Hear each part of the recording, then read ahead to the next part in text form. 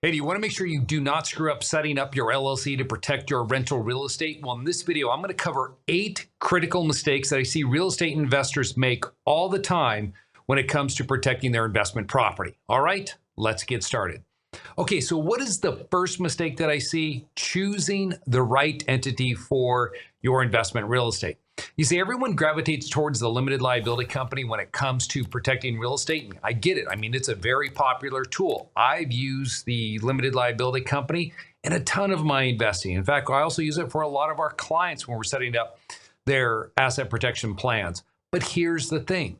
If you're going out there and you want to protect rental real estate that you own, you need to make sure that it's the right entity for that property, meaning depending on where that property is located, the LLC may not be the best choice for you.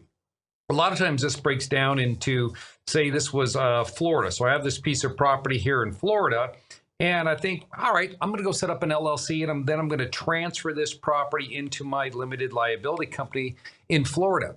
Well, here's the problem. If this property right here has a mortgage on it, or if you bought it a few years ago and the tax assessed basis is relatively low, as soon as you transfer that property into the LLC, you're going to get hit with a couple different taxes you probably weren't expecting. So this is not uncommon. There are many states that, or counties even, where transferring real estate into a limited liability company can pose a significant financial risk for you. That is why before you put together any type of plan, what you want to do is make sure that the LLC is going to be the proper structure for you.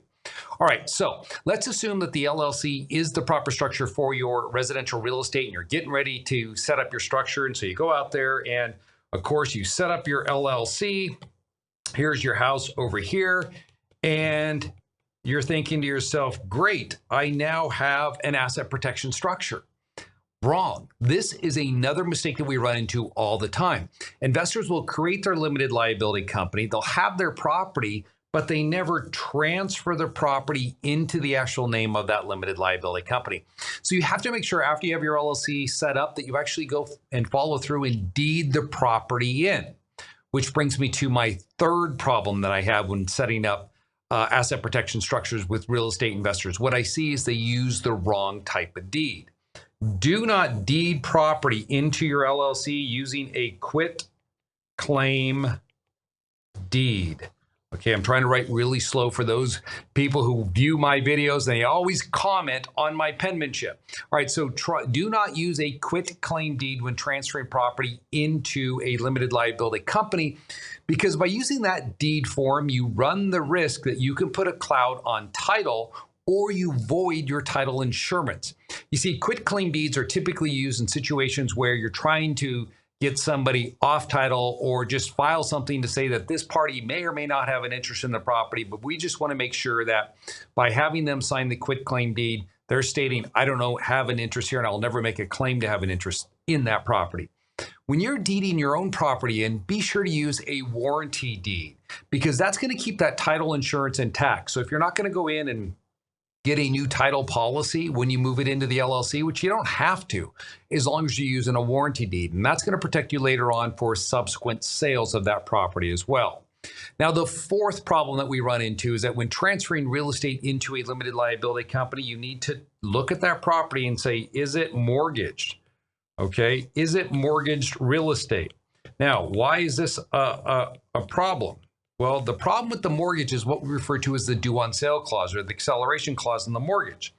So if I have this piece of property and I'm going to move it into this LLC and there happens to be a loan against the property, well, if that lender is not either Freddie or Fannie, that means neither Freddie or Fannie are holding on to that mortgage, then when you transfer it into the LLC, the lender, if they discover the transfer, could accelerate this loan. Now, where is that a risk?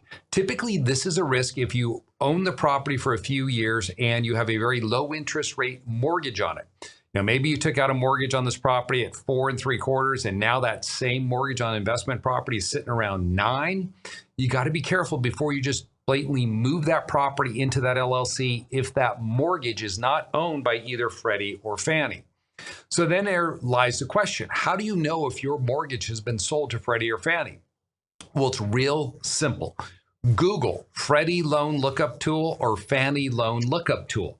Once you Google that, you go to their website, type in your property address, social security number, and it'll let you know whether or not they currently hold that mortgage.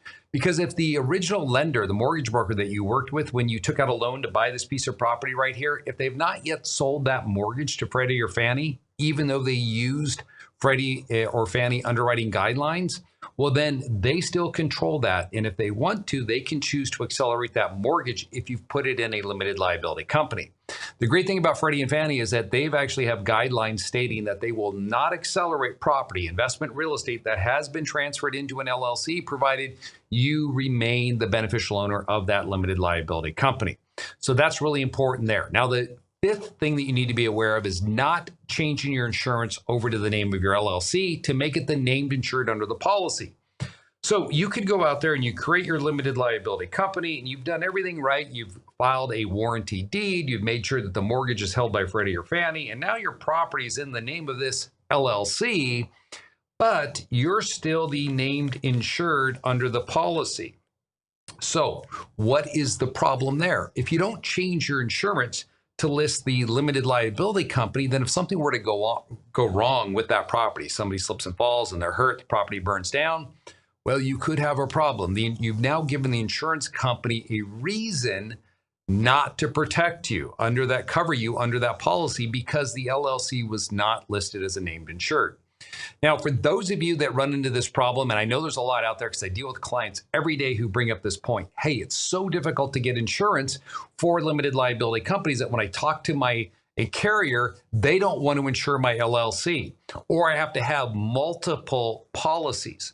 Well, here's what you need to do. Work with a carrier that does not have those same restrictions. Now, one of the carriers that we work with, I have a link in the show notes below. So if you're struggling trying to find an insurer that will insure real estate held in a limited liability company, check out the link in the show notes, guys. Just go right there. You can click on that link. It'll take you to the insurer that we work with here at Anderson to protect our properties and those of our clients. And I can tell you, they not only will protect your LLC, but they'll bring all your LLCs under an umbrella type policy. Great company to work with. Check out the show notes. Now, insurance, check that off. Now, the next problem we run into, the sixth problem that we have, is that once your property is in the limited liability company, well, you have a tenant, right, that's living in the property. To whom are your tenants continuing to pay the rent? So this is what I see happen a lot, is that property will get moved into the LLC, but the owners of that property will still keep receiving those rent checks because a lot of times they're on direct deposit. The tenant will go down, deposit it right into the individual owner's account. You need to inform your tenants that you're no longer the owner of that property and that it's now held by a limited liability company. And when you send them out this letter, you now direct them where to pay the rent. So that assumes that you have a bank account opened up for your LLC. So make sure you get that set up as well. That's really important. It's not on my list here, but it's one of those things that check the box you need to have set up if you're going to have a limited liability company. All right, so the seventh issue that we run into is not setting up this LLC in the state where the property is located. So let's assume that this property right here is located in Colorado. Now, if you watch my videos on my channel and you're a subscriber, well, you better be. If you're not, be sure to subscribe now. You'll notice I set out or put out quite a few videos on the benefits of using a Wyoming limited liability company. And if I'm not talking about Wyoming in the title, I'm showing you how this LLC here should be owned by a Wyoming LLC for anonymity purposes and asset protection. Now, the problem is that many people, when they hear about the benefits of Wyoming, Delaware, Nevada, you name it, there's Alaska I've heard of before, New Mexico, whatever it is, they think to themselves, well, if that is such a great state to file my entity in, then why not just have that entity, that Wyoming LLC, own the property directly? Why set up a Colorado LLC to hold title to the property when eventually that LLC is going to be owned by a Wyoming LLC? Let's just start out with the Wyoming LLC to begin with. Here's why you don't want to do that. Because when you set up the LLC to hold title to this property, now it's in business, right? It's in the business of renting out the property. And every state requires that if you're in the business of renting out property, that LLC be registered in that state to do business. So if you wanted to use a Wyoming LLC, you would essentially have to register it in Colorado as a foreign limited liability company to hold title to that property, thereby defeating the whole purpose of setting it up in Wyoming to begin with, because once it's foreign filed in Colorado, you lose all those anonymity benefits and the asset protection benefits that exist strictly when that LLC stays as a Wyoming LLC. Now, where is the problem with this? Well, the problem is that if you do not register and you have an issue with evicting a tenant and you bring an unlawful detainer action, that tenant could quash, meaning cancel out your unlawful detainer on the premise that your LLC is not registered to do business in that individual state, and therefore it cannot evict the tenant. Do not put yourself in this situation and allow them a leg up on you by being able to go in and get your unlawful detainer dismissed because your LLC was not registered to do business there. There's other problems that can come with this as well. If a contractor would stiff you on doing a turn on your property, you wanted to sue the contractor could use that as a defense as well. Hey, you have property in the state, you're renting out real estate, but you're not registered to do business here. So these are some things that I've seen in my career where people have set up out-of-state entities to hold title, local title to property in the state in which they reside, and then they run into these problems down the road. Now, the last one I want to bring up to you, the 8th point, is listing yourself on the LLC as its manager or member and using your personal address for the LLC's business address. Okay, so this goes back to that whole Wyoming thing. I'm a strong proponent of anonymity. I don't want my tenants here to know that I am the ultimate owner of this property. And so when you create a limited liability company, let's say I was setting it up in Colorado to continue with my example. If I just set this one up first and I didn't already have this Wyoming LLC in place, well, when I set up that Colorado LLC, I have to disclose my personal information on that filing as either the member or the manager of that LLC. And if I don't have a virtual business address set up, then I'll be providing the state with my personal address. Now, you might be wondering, why is this such a concern for landlords putting their personal information on an LLC and letting tenants know that they're the owner of the property? Because there are crazy tenants out there. We have one particular individual that we worked with where a disgruntled party actually put her name out on several message boards that she was a prostitute and attempted to use what this individual thought was her personal address. Happened to be our virtual business address that we provide the client. But nevertheless, you can see the issue. How many people would start showing up at your house thinking that you were engaged in prostitution? How many just random men would show up there? So those are the types of things that can occur. And I could go on situations where disgruntled people have shown up at a individual owner's personal residence to express their frustration with that owner of that property or of that business. So I'm a very strong proponent of using anonymity. And therefore, I would suggest that when you're creating your structure, you first start with the Wyoming Limited Liability Company, because Wyoming doesn't collect any information on its members or its managers, and you use a virtual business address. So nothing ties you to this Wyoming LLC. So you have anonymity when you create this company. Therefore, when you set up your Colorado LLC, like we have up here, when I make this filing, I point everything back to the Wyoming LLC. So when I file it in Colorado, if you looked at the Colorado LLC filing, all you would see is that it points to a Wyoming limited liability company that does not disclose your information. I think that's a really important point when it comes to planning for protecting your investment in real estate. And if you want to learn more about these particular points and other aspects when it comes to using real estate from a tax advantage standpoint, I would like to invite you to our one-day tax and asset protection event. We teach this event typically on Saturdays or during the week. It's a full-day event where you will be immersed in how to set up the proper structures for your investment real estate. We'll show you how to gain anonymity, and then we're going to go into showing you how to maximize it from the tax perspective.